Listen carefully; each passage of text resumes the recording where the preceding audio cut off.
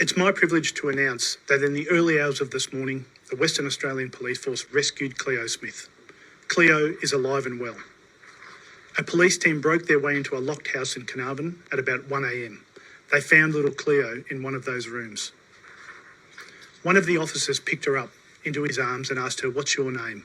She said, "My name is Cleo." Xanthi, tell us about the process the police go through in cases like this, because we all have visions of the movies. It's not quite like that. It's painstaking, isn't it? It's hours, it's frustrating, it's patience.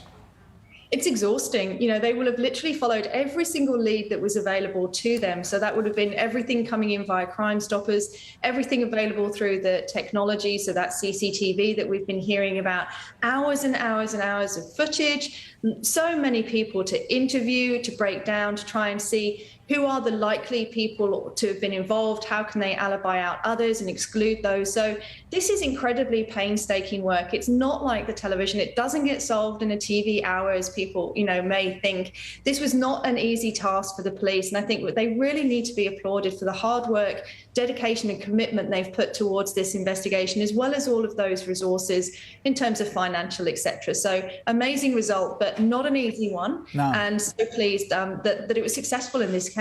And to give us an idea, earlier we heard they'd assigned one detective to every CCTV camera, that it was their responsibility to go through all the footage on that particular camera and follow up everything they saw on it.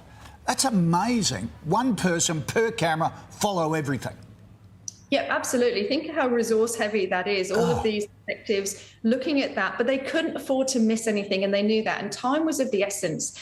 19 days is an extraordinarily long time in a child abduction case. So they really couldn't afford to miss anything on that CCTV, have to go back, have to review it. They had to capture it first time and follow those leads up immediately. So that just really speaks to the level of commitment and dedication by WA Police, that they were determined to get absolutely everything right.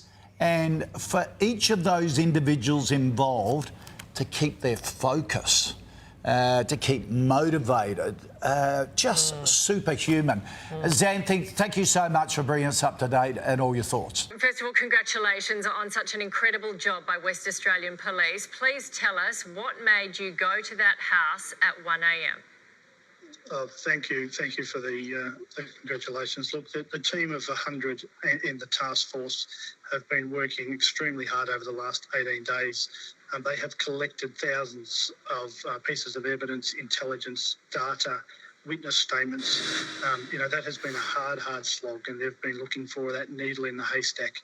And, late last night they found that needle that led them to that address and rescued Cleo. Just an amazing moment. I've never seen seasoned detectives break down and cry with relief, and I know that is the sentiment that's shared across the community. Just an amazing moment, and I still can't believe it at this time. This has been an extraordinary effort by them, but most importantly, Ellie and Jake and the family just. I'm so pleased that they've got little Cleo back. This is just it was an extraordinary moment this morning when the police went in there, asked her name, and she answered back in a little voice, "My name is Cleo." I don't think you could get a dry eye in the house when you hear something like that. And what did that police officer radio back? Tell us the circumstances surrounding what happened in that house. Well, look, intelligence led them to that house.